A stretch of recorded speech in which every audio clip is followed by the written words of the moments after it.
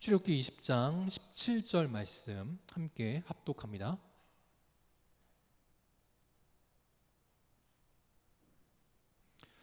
출애굽기 20장 17절 말씀 함께 합독하겠습니다. 시작. 내 이웃의 집을 탐내지 말라. 내 이웃의 아내나 그의 남종이나 그의 여종이나 그의 소나 그의 나귀나 무릇 내 이웃의 소유를 탐내지 말라. 아멘. 이 시간 제10계명 하나님을 떠나가면 탐욕이 자리 잡는다. 제10계명 하나님을 떠나가면 탐욕이 자리 잡는다라는 제목으로 함께 하나님 말씀 나누도록 하겠습니다. 먼저 옆 사람과 인사합니다. 사랑합니다. 축복합니다. 한 주간 은혜 가운데 살아가시고 이 시간 주 앞에 나와 예배드린 우리 산 성도님들을 주님의 이름으로 환영하고 축복합니다. 누구나 이 땅에서 열심히 살기를 원합니다. 잘 되기를 원합니다. 그래서 어린아이들은 열심히 공부하고 성인들은 열심히 일을 합니다. 여기 외국의 한 소년이 공부를 하고 있는데 밤늦게까지 공부를 하고 있습니다. 그런데 혹시라도 졸까봐 어떻게 공부를 하냐면 배드민턴 라켓인지 테니스 라켓인지는 잘 모르겠지만 라켓을 등에다가 꽂은 거예요. 그리고 그 라켓의 헤드에다가 이마를 리본으로 묶어버렸습니다. 그러니까 졸려서 고개가 수그려져도 수그릴 수 있을까요? 없을까요? 못합니다. 그러니까 졸려고 하다가도 이렇게 딱 걸리니까 깨는 거예요. 저렇게 열심히 공부를 하고 있습니다. 또 저렇게 공부를 하면 또 자세가 바르게 되겠죠. 자세가 이렇게 이상하게 돼가지고 고개 쳐박고 하지 않으니까 바른 자세로 공부를 열심히 하게 됩니다. 또 이번에는 페루의 한 소년에 관한 CCTV 영상입니다. 경찰이 남미는 워낙 치안이 안 좋으니까 이렇게 CCTV로 거리를 이렇게 관찰하는데 한 소년이 이렇게 앉아 있는 게 CCTV로 목격이 된 겁니다. 그래서 약을 했나 아니면 강도에게 당했나 그래가지고 경찰이 유심히 지켜본 겁니다. 그러니까 처음에는 그냥 앉아 있는 모습인 줄 알았는데 자세히 보니까 뭔가 꿈틀꿈틀 되더라는 거예요. 더 자세히 보니까 뭐냐면 노트를 들고 나와가지고 교재를 들고 나와가지고 길거리에서 공부를 하고 있는 겁니다. 요즘이야 우리는 워낙 이제 환경이 좋아졌으니까 정전이 돼가지고 공부를 못하는 경우가 없잖아요. 밤에 불을 꺼야 돼가지고 공부를 못하는 법이 없는데 저 남미는 지금도 어려운 동네에 가면 정전이 됐습니다. 그리고 불을 켤 수 있는 전기를 켤 수 있는 돈이 없으니까 야 잠이나 자 하면서 공부를 못하게 막더라는 겁니다. 그러니까 한 소년이 공부가 너무 하고 싶으니까 거리 나가가지고 가로등불 밑에서 마치 우리 예전에 주경야독 했듯이 저 소년이 저렇게 거리 나가가지고 공부를 하더라라는 겁니다. 아까 보았던 소년이나 저 소년이나 저렇게 의를 가지고 공부를 하면 잘 될까요? 안 될까요? 잘 될 겁니다. 공부로는 성공을 못할지 몰라도 저런 자세를 가지고 무엇인가에 전념을 하면 반드시 성공하게 될 줄 믿습니다. 우리 영광교회 성도들도 또 우리 자녀들도 환경을 탓하지 않고 또 여건을 탓하지 않고 매사에 최선을 다할 수 있는 믿음의 의욕이 있는 복된 성도들과 복된 자녀들이 될 수 있기를 바랍니다. 이렇게 의욕이 있다는 건 좋은 겁니다. 그런데 한 글자 차이인데 의욕과 탐욕은 비슷한 것 같지만 굉장히 큰 차이가 있습니다. 그 결과도 매우 큰 차이가 있다는 겁니다. 오늘 성경은 의욕을 탓하는 게 아닙니다.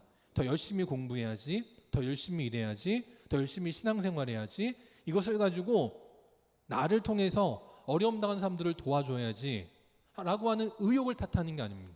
그러나 탐욕에 대해서는 오늘 하나님께서 아주 무섭게 엄하게 질책하고 있다는 겁니다.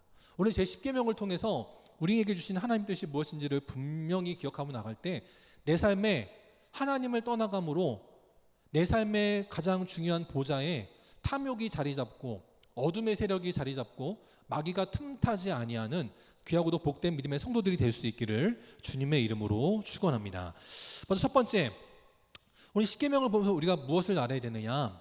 우리 주님은, 우리 하나님은 무엇보다도 마음을 중요하게 보신다라는 거예요.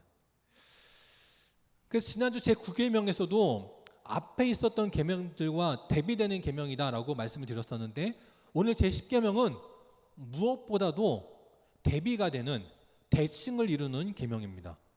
제1계명이 뭐예요? 하나님에 관한 계명이었습니다. 그런데 제10계명은 뭐냐?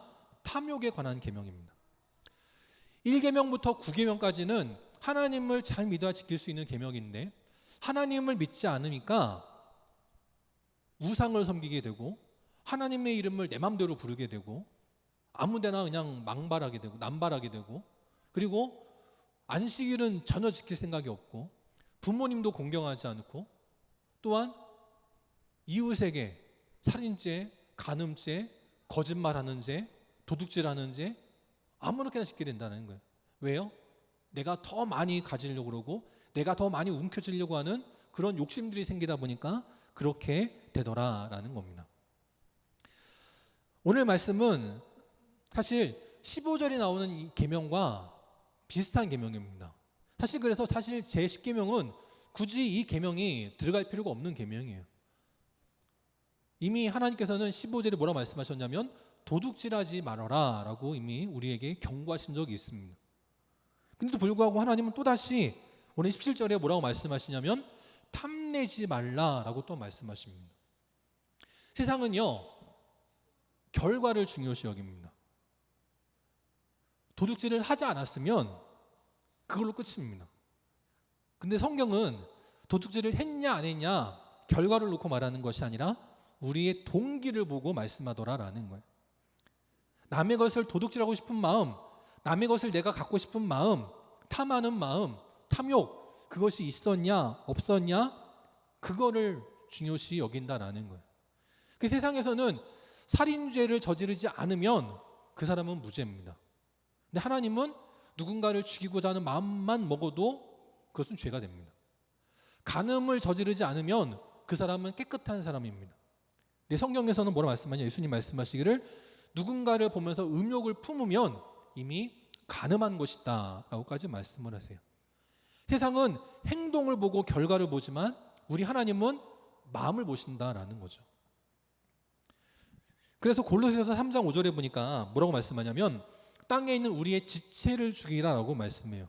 진짜 우리의 몸을 죽여라는 뜻은 아니지만 우리의 지체 가운데 있는 수많은 악의 요소들이 있습니다. 음란과 부정과 사욕과 악한 정욕도 있지만 맨 마지막에 뭐가 있냐면 탐심이 있어요. 이 탐심을 죽이라는 겁니다. 하나님은 더 나아가서 음란과 부정과 사욕과 악한 정욕도 문제지만 콕 집어서 뭘 말씀하냐면 탐심을 지적하십니다. 탐심은 뭐냐? 우상숭배라는 거예요. 세상에서는 탐심은 아무런 문제가 되지 않습니다. 탐심만 먹은 것 자체는 아무런 문제가 되지 않아요. 그런데 성경에서는 탐심을 먹은 것만으로도 그 사람은 우상숭배를 한 것이다 라고까지 말씀을 합니다. 예전에 그 허태균 교수님이라고 하는 사회심리학과 교수님의 강의를 들은 적이 있습니다. 그분이 말씀하기를 뭐라고까지 말씀하셨냐면 인류 최악의 발명품이 있는데 그게 뭐냐면 바로 저 짬짜면이라는 거예요. 좀 너무 심하지 않습니까? 아무리 뭐 해도 인류 최악의 발명품이 짬짜면이냐 어떻게 그렇게까지 말할 수 있느냐라는 거예요. 근데 그 교수님이 설명하시기를 내가 만약에 지금 점심을 먹을 수 있고 저녁도 또 먹을 수 있다고 한다면 확신이 있다 그러면 굳이 고민할 필요가 없다라는 거예요. 지금 짬뽕 먹고 저녁에 짜장면 먹으면 되는데 굳이 저거를 한 번에 다 먹으려고 할 필요가 없다라는 거예요. 근데 사람은 내일 일을 알 수 없기 때문에 어떻게 될지 모르니까 지금 다 먹고 싶어 라고 하는 탐심이 있기 때문에 굳이 짬짬이라는 걸 만들었다라는 거예요. 그러니까 그 교수님이 사실은 이제 다른 앞에 많은 이야기를 하면서 했기 때문에 저 말씀이 이렇게 이해가 되지만 저는 딱 잘라 말해가지고 여러분들 보기에 너무 과한 거 아니냐 할 수 있을지 모르겠지만 우리 생각도 마찬가지라는 거예요. 지금 나는 돈이 100만 원밖에 없는데 누군가는 1000만 원이 있어요. 그러면 나도 저 사람처럼 1000만 원 갖고 싶다.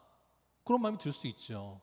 그런데 그 마음을 먹는 것 자체는 문제가 아니지만 근데 그 마음을 가지고 내가 저놈을 무너뜨려 가지고 저놈을 감옥에 집어넣은 다음에 저놈의 1,000만 원을 내가 가져야지라고 하는 것은 하나님이 없을 때 생기는 마음이라는 거예요. 비록 나는 지금 100만 원밖에 없지만 내가 하나님을 믿기 때문에 하나님이 나를 사랑하시니까 나를 이렇게 어렵게 내버려 두지 않으실 거야. 내가 열심히 믿음 생활하고 내가 열심히 공부하고 열심히 직장 생활하면 하나님이 나에게도 저 사람처럼 1,000만 원 주시겠지라고 하는 믿음이 있다면 지금 당장 1,000만 원이 없다고 저놈을 감옥에 집어넣고 저 돈을 내가 뺏어야지라고 하는 생각은 전혀 먹지 않을 거라는 거죠.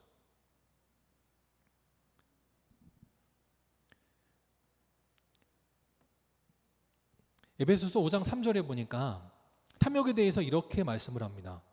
탐욕이라고 하는 것은 우리 성도들이 이름조차도 부르지 말아야 되는 것, 또 예수님의 말씀으로 바꿔 말하면 생각조차도 하지 말아야 될 것이 바로 탐욕이라는 거예요.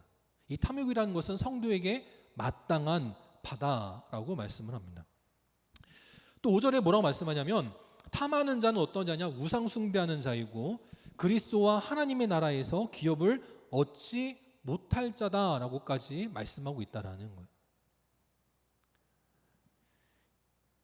그냥 저로 예를 들면, 여러분으로 예를 들면 혹시 뭐 마음 상하고 기분 나쁘실 분 있으니까 저로 예를 들어보겠습니다. 그러면 이런 교회에 부임한 것도 굉장히 큰 축복입니다. 그런데 어떤 교회들을 보면 성도가 1,000명이 모이는 교회가 있어요. 성도가 10,000명이 모이는 교회가 있습니다. 그 교회들하고 저하고 비교해보면 저는 그분들하고 비교했을 때 어떤 목사예요? 초라한 목사입니다. 어떻게 보면 실패한 목사예요. 그렇다고 해가지고 제가 1,000명 모이는 교회 어떻게 하면 저 교회 담임자 문제 생겨가지고 쫓겨나고 내가 그 자리 꿰찰 수 있을까? 그런 마음 품을 수 있습니다. 실제로 저 주변에 어떤 교회가 굉장히 큰 교회인데 그 담임 목사님이 실수를 하시는 바람에 죄를 저지르는 바람에 결국 교회에서 문제 생겨가지고 사임하시게 됐어요. 그러니까 이런 식으로 만약에 제가 누군가를 함정에 빠뜨려가지고 그 목사님이 죄를 저지르게 만든 다음에 잘 됐다. 그러면 제가 그 자리 꿰찬다 그러면 문제 있는 거죠. 그런데 저는 하나님을 믿기 때문에 제가 이 자리에서 열심히 목회하면 우리 교회가 점점 더 붕대일 줄 믿습니다. 훌륭한 성도님들이 계시고 어려운 가운데서 이 자리에 꿋꿋하게 지켜주신 여러분들이 계시기 때문에 우리 교회가 빈자리가 하나씩 채워지는 거 아니겠어요? 오늘 그동안 제가 부임하고 난 뒤에 이런저런 이유로 교회를 떠나셨다가도 돌아오신 분들이 여기 제법 계시지 않습니까? 또 우리 교회 새로 등록하신 분들도 몇 분 계세요. 저만 흔들리지 않으면, 저만 문제 일으키지 않으면 시간이 지나면 교회는 자연스럽게 부흥하게 되는 거예요. 근데 그걸 제가 믿지 못하고 어떻게 해서든지 내가 내 손으로 성공한 목사가 되야겠다는 생각 가지고 내가 욕심부리면 그 욕심부리다가 결국은 저도 무너지고 또 제가 무너지면 결국은 또 교회도 문제 생기는 거 아니겠냐라는 거예요. 결코 탐할 필요가 없다는 겁니다. 탐한다는 것은 하나님 믿지 못하는 것이고 우상을 숭배하는 것이고 더 나아가 그러한 인생은 하나님의 나라에서 기업을 얻지 못하는 자가 될 것이다 라고 말씀을 하고 있어요. 제가 아까 그 말씀 드렸더니 우리 최수정 권사님께서 너무 기뻐하시면서 그냥 박수를 치시려고 그러는데 정말 감사드립니다. 우리 사랑하는 영광교회 성도들 여기까지 어려운 순간들이 많이 있었지만 믿음으로 오신 줄 믿습니다. 그때 우리는 탐욕을 부리는 자가 아니라 어떤 자가 돼야 돼요? 믿음의 의욕이 있는 자가 돼야 되는 겁니다. 그래서 신명기 6장에 보니까 이렇게 말씀해요. 함께 읽어보겠습니다. 시작. 너는 마음을 다하고 뜻을 다하고 힘을 다하여 내 하나님 여호와를 사랑하라. 아멘. 오늘 우리가 마음을 다하고 뜻을 다하고 힘을 다하여서 부자가 되기를 원해도 아무런 문제가 되지 않습니다. 열심히 내가 공부해가지고 1등 되기를 원해도 아무런 문제가 되지 않아요. 의욕이 있는 건 문제가 아닙니다. 내가 하나님을 사랑함으로 하나님 앞에 충성스럽게 쓰임받고자 하는 그런 모든 마음과 뜻과 힘은 아무런 문제가 되지 않아요. 하나님 오히려 그런 인생들을 축복하시고 그런 인생들을 통하여 하나님의 귀한 일들을 이뤄나가기를 원하고 계신다라는 겁니다. 오늘도 하나님은 우리의 마음을 보세요. 내가 열심히 했지만 열심히 했어도 1등이 되지 않을 수 있습니다. 내가 열심히 기도했지만 그 기도의 제목이 이루어지지 않을 수 있어요. 내가 열심히 목회한다고 목회했지만 남들처럼 1,000명, 10,000명 그런 교회를 세우지는 못할 수 있어요. 그러나 내가 마음만큼은 하나님 앞에 충성돼야지. 내가 마음만큼은 뜻을 다해서 하나님 앞에 충성해야지. 내가 있는 힘을 다하여서 성도를 사랑하고 교회를 목양하고 하나님을 사랑하며 충성되게 쓰임받고자 노력하면 하나님은 그 마음만으로도 기쁘게 보아주시고 그 마음을 통하여 놀라운 믿음의 역사들을 이루어 주실 줄 믿습니다. 오늘 하나님 말씀하시기를 뭐라고 말씀하시느냐, 17절에 보니까 내 이웃의 집을 탐내지 말라라고 말씀하세요. 6계명부터 보면 하나님은 굉장히 간단하게 말씀하십니다. 살인하지 말라, 간음하지 말라, 거짓말하지 말라, 도둑질하지 말라. 근데 오늘 이 10계명인 탐욕의 문제를 다루실 때만큼은 굉장히 구체적으로 말씀하십니다. 탐욕을 갖지 말아야 될 것이 뭐냐? 이웃의 집이고 아내고 남종이고 여종이고 소고 낙이고 무릇 모든 소유 어떠한 것이든지 간에 탐내지 말아라 하고 구체적으로 말씀하십니다. 하나님은 그만큼 이 탐욕의 문제를 굉장히 중요하게 보신다라는 거예요. 그리고 27절 말씀 가운데 또 한 가지 무엇이 있느냐? 내 이웃이라고 하는 구절이 자그마치 3번이나 반복이 됩니다. 하나님은 그만큼 우리가 신앙생활할 때 나만을 위한 신앙생활이 아니고 우리 이웃을 위한 신앙생활로 점점 더 믿음의 지경이 넓어지기를 원하신다는 거예요. 그냥 나만 복받고 그 어떤 교회처럼 나만 보상금을 그냥 6배, 7배 받기를 원하는 그런 것이 아니라 나를 통해서 내 이웃이 복을 받기를 원하는 거, 나 때문에 내가 탐욕을 부리는 바람에 누군가가 손해를 보는 것이 아니라 내가 복을 받고 내가 믿음으로 살아감으로 나뿐만 아니라 내게 주어지시는 하나님의 복이 내 이웃에게까지 흘러가는 그런 복된 인생들이 되기를 하나님은 원하고 계시는 줄 믿습니다. 오늘도 나를 통해 우리 교회가 복을 받고 우리의 가정의 복을 받고 내 이웃의 복을 받고 이 군탄이와 이 철원 땅과 이 나라가 복을 받게 하도록 마음과 뜻과 힘을 다하여 주 앞에 신앙생활을 잘할 때 하나님이 그 마음을 귀하게 보아주시고 응답하시고 축복하시는 믿음의 성도들이 다 될 수 있기를 바랍니다. 두 번째, 우리 제10계명을 볼 때 무엇을 알아야 되느냐? 이 탐심이라고 하는 것은 그저 남의 것을 빼앗는 것으로 그치는 것이 아니라 오히려 그것이 나에게 도구로 돌아온다라는 거죠. 골로새서 3장 5절을 다시 보면 탐심은 우상 숭배다라고까지 말씀하셨어요. 우상을 섬기는 자들이 잘 될까요? 잘 될 수 없습니다. 우상을 섬기는 오히려 그것이 자기를 죄악의 구렁텅이로 끌고 가는 것이고 지옥의 불구덩이로 끌고 가는 거예요. 탐심을 부리면 내가 남의 것을 어떻게든지 훔치고 티 안 나게 훔치고 남의 것을 사로잡아 오고 빼앗아 오고 그래서 나를 불리는 것처럼 보이지만 오히려 그것은 나에게 독이 되더라라는 것입니다. 이 시대를 무슨 세대라고 부르냐면 구포 세대라고 부른다고 합니다. 처음에 이 무슨 포 세대, M포 세대가 처음 나올 때만 해도 처음엔 3포 세대였거든요. 근데 3포 세대, 5포 세대, 7포 세대를 지나서 이제는 9포 세대가 됐습니다. 그러니까 뭘 포기했냐? 연애와 결혼과 출산과 경력과 집 마련과 꿈과 인간관계와 신체적인 건강과 외모를 포기하는 세대라고까지 말합니다. 여러분, 제가 예전에 80년대 30대 얼굴 보여드린 적이 있지만 80년대 30대 얼굴은요 지금의 50대 같은 외모입니다. 외모가 지금과 옛날은요 비교를 할 수 없어요. 그런데 요즘 젊은이들은 외모를 포기했다고 해요. 옛날에 30대랑은 비교도 안 되는 그런 외모를 갖고 있으면서 외모를 포기했다라고 합니다. 외모까지 포기한 세대, 결혼을 포기하고 연애를 포기하고 출산을 포기했더니 지금 우리나라가 어떤 지경까지 이르렀냐면 출산율이 0.75가 됐다고 합니다.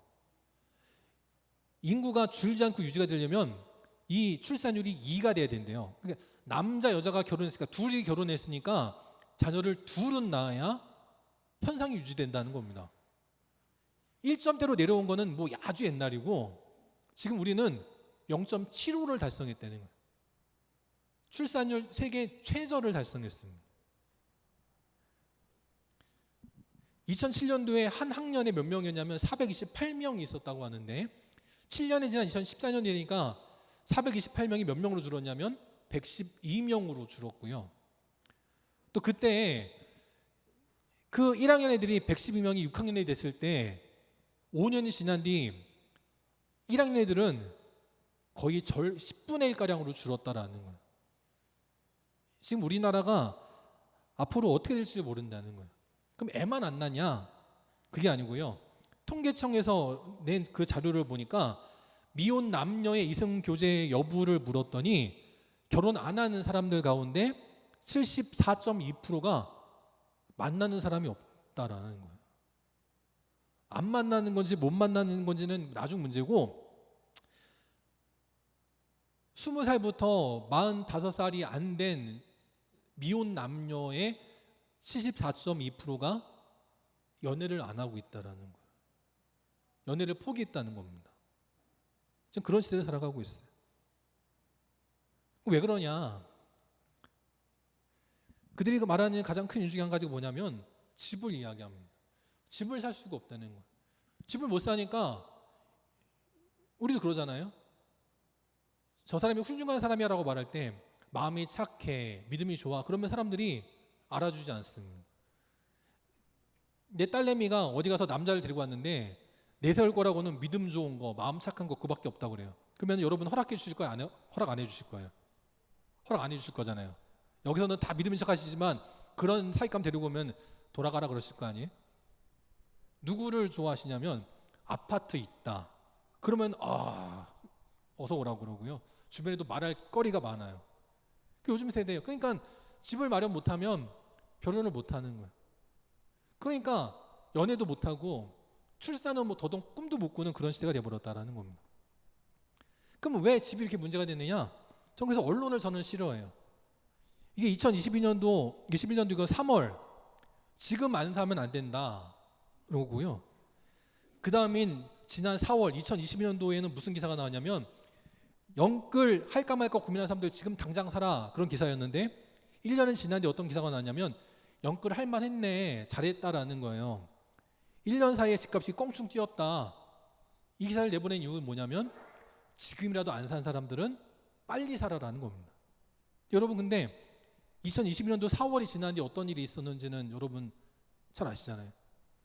저 언론 믿고 집 샀으면 큰일 나는 겁니다. 상투 잡으면 처음에 부장받은 사람들은 그래도 아직은 이득인데 상투를 잡은 사람들은 큰일 나는 거예요.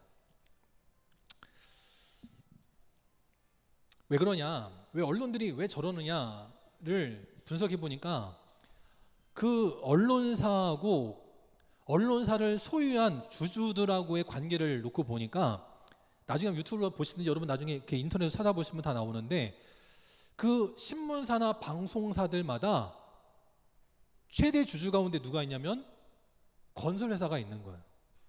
그러니까 지방에 좀 내놓으라는 지방의 소호 건설사들이 지역 언론을 돈으로 사들였거나 자기가 언론사를 만들었거나 하더라는 겁니다. 그러니까 부동산에 대해서 부정적인 뉴스를 내보낼 수 없는 거예요. 마지막까지 어떻게 해서든지 간에 내 부동산을 팔아넘기기 위해서 그런 기사를 내보내더라라는 겁니다. 예전에 그래서 이런 기사가 나온 적이 있어요. 작전에는 언제나 언론이 있다라는 기사까지 나온 적이 있습니다. 우리나라가 어려워질 때는 항상 언론이 있어요. 언론이 항상 문제가 되니까 우리나라가 어려워지더라라는 겁니다. 언론만 바로 부동산 기사를 썼어도 이 나라가 이렇게까지 않아요. 근데 자기들 배불리고자 국민들을 그냥 불구덩이로 밀어넣는 겁니다. 탐심이 결국 문제가 되는 거예요. 우리 사회 전체가 탐심으로 사로잡혀 있으면 결국 문제가 되더라라는 겁니다. 우리 옛말에 남의 떡이 더 커 보인다 그런 말이 있지 않습니까? 여기 강아지 3마리를 키우는 주인이 있는데 똑같은 사료를 똑같은 그릇에 똑같은 양으로 줬어요. 그럼 똑같은 건데 저 3마리의 강아지들은 남의 떡이 더 커 보이니까 자기 거 먹다가 남의 거를 옮겨가는 겁니다. 그러니까 서로 막 네 거 내 거 막 다투면서 먹으니까 결국은 먹은 거 반, 쏟은 거 반이 돼버리는 겁니다. 우리도 탐욕을 부리면 그것 때문에 문제가 되는 거예요. 신앙과 달리기는 비슷한 점들이 많이 있습니다. 100m 경주를 할 때 주의점이 있는데 두 가지가 있는데 첫 번째는 뭐가 있냐면 스타트가 좋아야 된다라고 말을 합니다. 달리기 하려고 출발선에 서면 그때는 딴 거 신경 쓰면 안 되고 심판의 출발 신호를 신경 써야 되는 거예요. 언제 신호가 울릴지 거기에만 귀를 쫑긋 세우고 있다가 땅 소리가 나면은 달려야 되는 겁니다. 우리의 신앙생활도 마찬가지예요. 수많은 사람들이 나를 응원하건 나를 조롱하건 거기에 신경 쓸 것이 아니라 하나님의 신호에만 신경을 써야 되는 거예요. 그래야 그 인생은 달리기도 잘하고 믿음 생활도 잘하는 겁니다. 두 번째, 뭘 주의해야 되느냐? 뛰는 동안에는 옆을 쳐다보면 안 되는 거예요. 나 잘 달리는지 못 달리는지 보겠다고 옆을 쳐다보면 그것 때문에 흐름이 깨어지면 그 선수는 1등을 못합니다. 신앙생활도 마찬가지예요. 남이 잘하는지 못하는지 그걸 신경 쓰면 안 돼요. 오직 옆을 바라볼 때는 뭐냐? 저 사람이 지금 쓰러지려고 그러나 넘어지려고 그러나 그 사람 붙들어줘야지, 앞에서 당겨줘야지, 뒤에서 밀어줘야지. 그것이 아니면 절대 옆을 쳐다봐서는 안 되는 거예요. 똑같이 신학대학 나왔는데 똑같이 목회하는데 누구는 잘 돼, 누구는 못 돼. 그것 때문에 낙심할 필요가 없는 거예요. 뛰는 동안에는 옆을 바라봐서는 안 됩니다. 이것이 신앙과 100m 경주의 공통점이라는 거죠. 베드로에게 은과 금은 없었습니다. 근데 그 앞에 날마다 성전 미문 앞에 앉아서 구걸하던 한 안진뱅이를 만나게 됩니다. 근데 베드로는 나에게 은과 금이 없는데 어떡하지? 미안해서 어떡하지? 그는 주저하지 않습니다. 베드로는 나에게 은과 금은 없지만 그래서 은을, 금을, 얼마를 그냥 째르르릉 떨어뜨리면 그 구걸하던 그 거지가 아이고 감사합니다 감사합니다 그렇게 하는 소리는 못 들어도 나는 무엇이 있느냐? 나사렛 예수 그리스도 이름이 있는 거예요. 그러니까 그 이름으로 안진뱅이에게 일어나 걸으라 외치니까 그 안진뱅이가 일어나게 됐다라는 겁니다. 만약에 나사로가 왜 하나님 나에게는 은과 금을 안 주시나요? 그것만 가지고 불평하고 원망했으면 그는 놀라운 믿음의 사도가 될 수 없었습니다. 베드로는 내게 없는 것은 뒤돌아보지 않아요. 오직 하나님이 내게 주신 것 그것만을 바라보고 믿음으로 전진했습니다. 우리 믿음의 성도들도 그렇게 믿음으로 전진하며 나아갈 때 어떤 은혜가 임하게 되느냐? 사도 바울과 같이 하나님의 은혜가 우리에게 족하게 되어지는 은혜가 임하게 될 줄 믿습니다. 왜 우리는 이게 안 되지? 왜 나는 이게 없지? 그러면 맨날 불평하고 맨날 원망하면 나도 힘들고 내 주변에 오는 사람들도 힘들어요. 그런데 나에겐 하나님의 은혜가 풍성하구나 감사하는 인생은 주변의 사람들도 힘이 납니다. 위로가 생깁니다. 우리 영광교회 모든 성도들에게 바로 이러한 마음이 있으시기를 바랍니다. 오늘도 하나님의 은혜가 내게 족하구나. 그럴 때 우리는 어떤 고백을 할 수 있느냐? 시편 23편 1절에 고백을 할 수 있습니다. 함께 1절 2절 함께 읽겠습니다. 시작.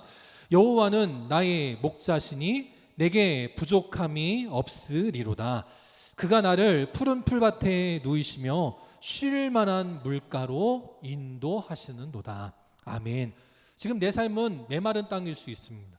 광야 척박한 땅일 수 있어요. 그러나 나의 목자가 되시는 하나님이 나에게 부족함이 없도록 인도해 주시지.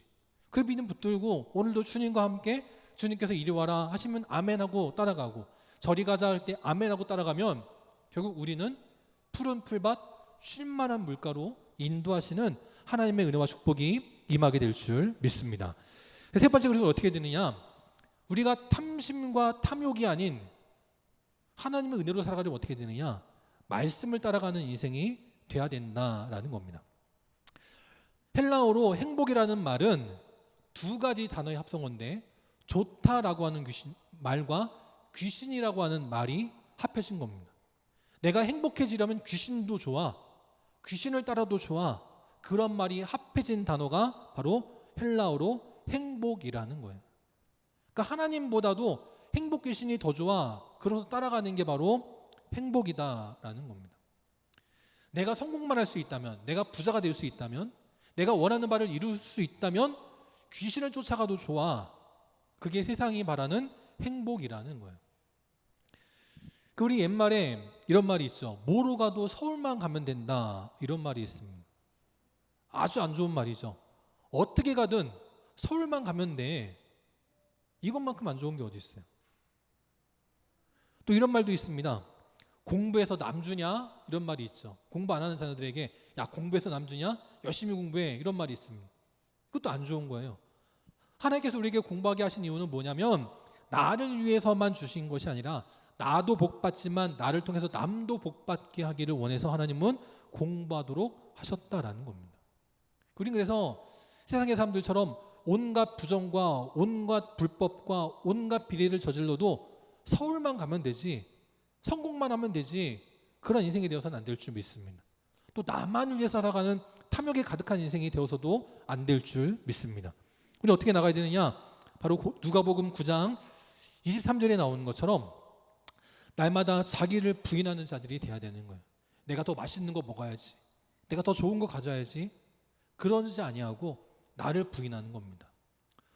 오늘 아침에 새벽에 밥을 먹긴 했는데 또 뭐가 입이 심심해요. 그래가지고 냉장고 앞으로 갔습니다. 보니까 집사람이 며칠 전에 사놓은 빵이 하나 있었어요. 이 빵이 원래는 제 딸 건데 며칠 지나도 안 먹길래 먹기 싫은가 보다 해서 제가 먹으려고 딱 꺼내가지고 냉장고 문을 닫고 뒤돌아섰습니다. 누가 서 있었냐면 바로 그 하은이가 서 있는 거예요. 그래가지고는 너 먹으려고 했더니 아니 아빠 먹어 그러는 거예요. 그러니까 처음에 딱 두고 있었더니 하은이가 하는 말이 뭐였냐면 첫 번째 하는 말이 그거 내 건데 그 말을 하는 거예요. 너 먹으려고 했더니 아니 안 먹는 거예요. 아니 너 네 거잖아 먹어. 아빠는 네가 안 먹길래 버리려는 안 먹고 버릴까 봐 아빠 먹는 거야 했더니 아니야 아빠 먹어 그러는 거예요. 아니야 너 먹어 그랬더니 나중에 뭐라고 하냐면 그럼 반씩 나눠 먹자는 거예요. 그래서 아침밥도 먹었는데 그래가지고는 아니야 괜찮아. 근데 나중에는 결국 딸이 어떻게 하냐면 제가 나가려고 할 때 빵을 반으로 뚝 째가지고는 저를 주는 거예요. 내가 더 많이 먹어야지, 저 초코빵 나 좋아하는 거니까 내가 먹어야지 하면 할 수 없는 겁니다. 근데 나도 빵 좋아하지만 아빠도 빵 좋아하지, 자기를 부인할 때 은혜가 임하는 거예요. 우리는 자기를 부인하고 어떻게 되느냐? 하나님께서 우리에게 주신 저마다의 사명의 십자가가 있습니다.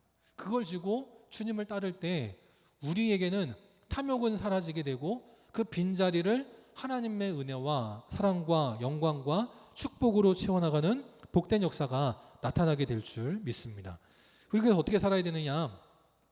오늘도 하나님의 뜻대로 부르심을 입은 자들, 하나님을 사랑하는 자들, 그들에게는 모든 것이 합력하여 선을 이루느니라 라는 그 마음만 붙들고 나아가면 지금 직장이 좀 어려워도, 사업장이 어려워도, 가정에 분란이 있어도, 나라에 어려움이 있어도 하나님께서 반드시 모든 것이 합력하여 선을 이뤄나가게 하실 줄 믿습니다.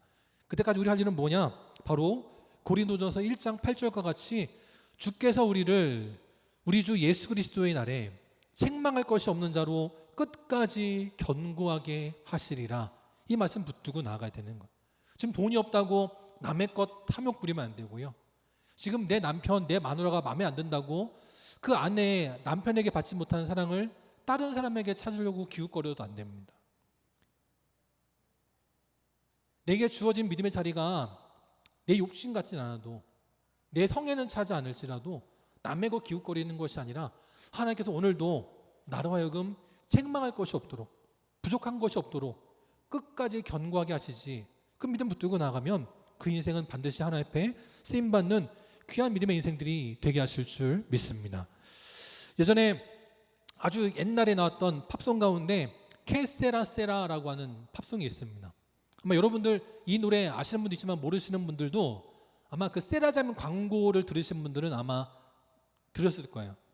그 세라젬 광고에서 저 노래를 패러디해가지고 뭐라 했냐면 해 세라 세라 세라 이렇게 약간 개사해가지고 불렀거든요. 그러니까 세라젬을 하라 그 뜻이죠. 어쨌든 케세라세라라고 하는 아주 유명한 팝송이 있는데 이 케세라세라는 스페인어로 무슨 뜻이냐면 그냥 될 대로 될 거야 그런 뜻이 있습니다. 영어로는 그 비틀즈의 Let It Be라는 게 있죠. 또 카르페 디엠이라고 하는 또 라틴어가 있습니다. 세상 사람들은 될 대로 되라지 그런 말을 합니다. 내비도 잘 될 거야 그렇게 말을 해요. 근데 하나님은 그렇게 말씀하지 않습니다. 하나님께서는 저마다에게 각각의 재능을 따라서 어떤 사람은 5달란트, 어떤 사람은 2달란트, 어떤 사람은 1달란트 저마다 다르게 맡겨주셨어요. 그럴 때 왜 쟤는 5달란트고 나는 1달란트야? 욕심 부리지 않고 저마다의 자리에서 최선을 다할 때 하나님은 1달란트를 맡은 사람도 2달란트를 맡은 사람도 5달란트를 맡은 사람도 남하고 비교해서 불평하지 않고 저마다 일에 최선을 다하기만 하면 하나님은 5달란트를 맡은 사람이나 1달란트를 맡은 사람이나 모두에게 착하고 충성된 종아 네가 적은 일에 충성하였음에 많은 것을 너에게 맡길 것이고 너는 나의 즐거움에 참여할지어다 라고 축복하신다라는 겁니다. 세상은 될 대로 될 거야. 그냥 세상은 모든 게 잘 될 거야 라고 말하지만 성경 우리에게 뭐라고 말씀하냐면 너의 소원대로 되리라 라고 말씀합니다. 너의 믿음대로 되리라 라고 말씀하고 있어요. 오늘도 우리는 소원을 가지고 나간 자들이 되어야 될 줄 믿습니다. 남의 것이 많아 보인다고 남의 것을 탐내는 자가 아니라 저 사람의 저것이 부럽습니까? 그럼 하나님께서 나에게도 저걸 달라고 소원하는 마음을 붙들고 나아가면 우리의 믿음과 소원대로 하나님께서 반드시 응답하시고 역사하실 줄 믿습니다. 얼마 전에 끝났던 그 드라마 우영우가 있죠. 그 우영우의 제1화를 보면 이런 대사가 나옵니다. 우영우라고 생각하시고 들으시면 되겠어요. 법은 마음을 중요하게 생각합니다. 죽일 마음이 있었다면 살인미수죄, 다치게 할 마음이 있었다면 상해죄, 좀 때려줄 마음이 있었다면 폭행치상죄, 그냥 실수였다면 과실치상죄입니다. 이렇게 우영우가 말을 해요. 똑같이 누군가를 때렸는데 그 때린 것의 마음이 어떠냐에 따라서 달라지더라는 거예요. 그냥 실수로 때렸으면 과실치상, 좀 때려주고 싶은 마음이 있어, 미웠어, 그래가지고 우발적으로 때렸어, 폭행치상죄. 그런데 그냥 좀 때린 정도가 아니라 내가 저놈의 다리 몽둥이를 뿜질러야지, 허리를 그냥 끊어버려야지, 그렇게 다치게 할 마음이 있었다면 상해죄. 그 정도가 아니고 저놈을 죽여야지 했는데 못 죽였다면 살인미수죄. 똑같은 행위의 결과인데 마음이 어떠냐에 따라서 그 죄명이 달라지더라라는 거예요. 근데 하나님도 마찬가지십니다. 하나님도 마음을 중요하게 생각하십니다. 근데 하나님은 더 나아가서 행동의 동기만 보는 게 아니고요, 아예 행동하지 않은 것조차도 하나님은 보신다라는 거예요. 오늘 우리가 가정에서, 직장에서, 교회에서, 나라에서 저마다 각기 다른 모습으로 살아갑니다. 어떤 사람은 저 사람을 보면서 애국자라고 말하는 사람이 있고요, 어떤 사람은 저 사람을 보면서 참 충성된 성도라고 말하는 사람이 있고, 또 어떤 사람을 바라보면서 저 사람은 참 충성된 일꾼이야 라고 말하는 사람이 있고, 저 사람은 정말 가정을 위해서 헌신하는 사람이야 그렇게 말하는 사람이 있어요. 근데 세상의 평가와 하나님의 평가가 반드시 동일하냐? 그렇지 않을 수 있습니다. 하나님은 여러분의 마음을 중요하게 보고 계십니다.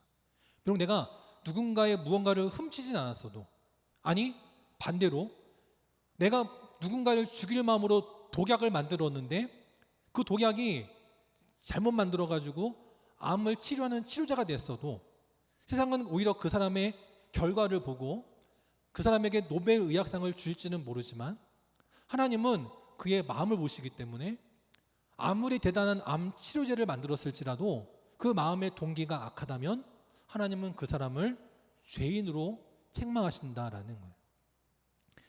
그렇게 본다면 어떻게 보면 가장 하찮고 보잘것없을 것 같은 이 십계명을 우리는 결코 가볍게 볼 수 없습니다. 하나님은 오늘도 여러분의 마음을 중요하게 생각하고 계십니다.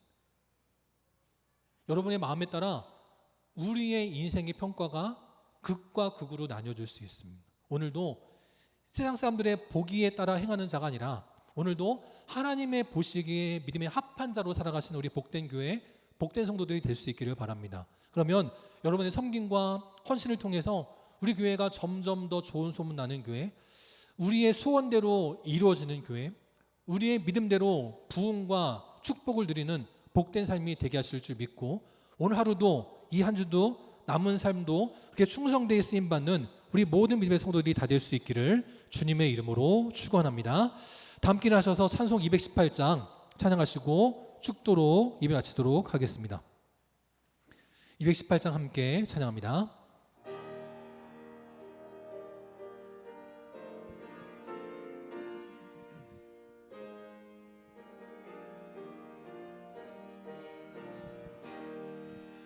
내 맘과 정성을 다하여서 주 너의 하나님을 사랑하라.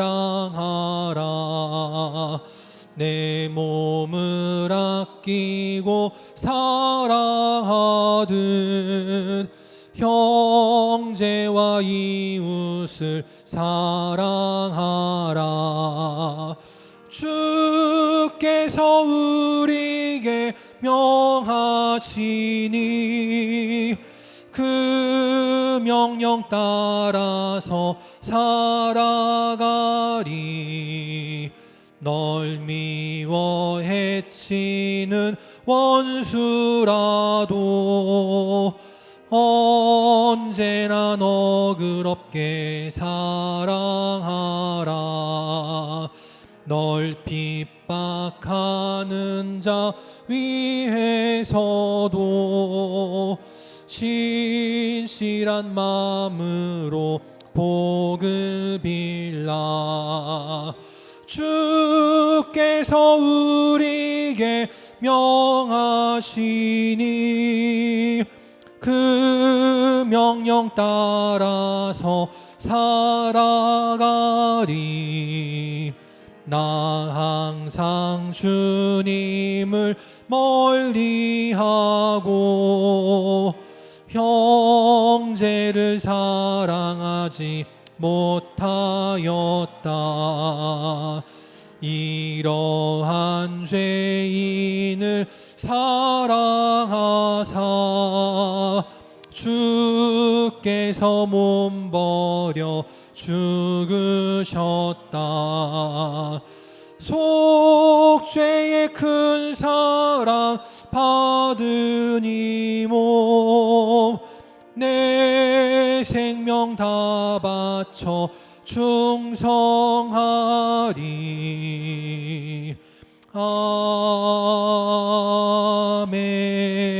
아멘. 함께 기도하시겠습니다. 지금은 우리 주 예수 그리스도의 은혜와 하나님 아버지의 끝이 없는 사랑하심과 성령님의 함께 하시고 교통하시고 위로 인도하심이 오늘도 세상의 사람들의 눈에 들기에 합당한 자로 살아가는 것이 아니라 오늘도 우리의 마음 깊은 것까지 통달하시는 불꽃 같은 눈동자로 우리를 감찰하고 계시는 하나님 마음에 합한 자로 살기를 원하는 우리 모든 영광의 성도들 머리 위에, 또 그 가정과 직장과 사랑하는 주의 자녀들 머리 위에 또 시간 주님 앞에 나와 함께 예배드리기를 원하지만 이런저런 이유로 나오지 못한 모든 안타까운 심령들 머리 위에, 또한 다시 용기를 내어 우리 영광지대에 나와 함께 신앙생활하기를 원하는 우리 귀한 믿음의 이원자 권사님 위에, 또 사랑하는 어머니와 함께 이 자리에 나온 우리 사랑하는 귀한 믿음의 딸 우리 한혜주 자매 위에, 또 이 시간 주님 앞에 나와 함께 예배드리기 원하지만 건강의 문제로 나오지 못한 사랑하는 안타까운 심령들 머리 위에, 또 나라를 지키는 국군 장병들 위에, 방역에 힘쓰고 있는 우리 모든 공무원들과 의료진들 위에 이제부터 영원토록 함께 계시기를 간절히 축원하옵나이다. 아멘.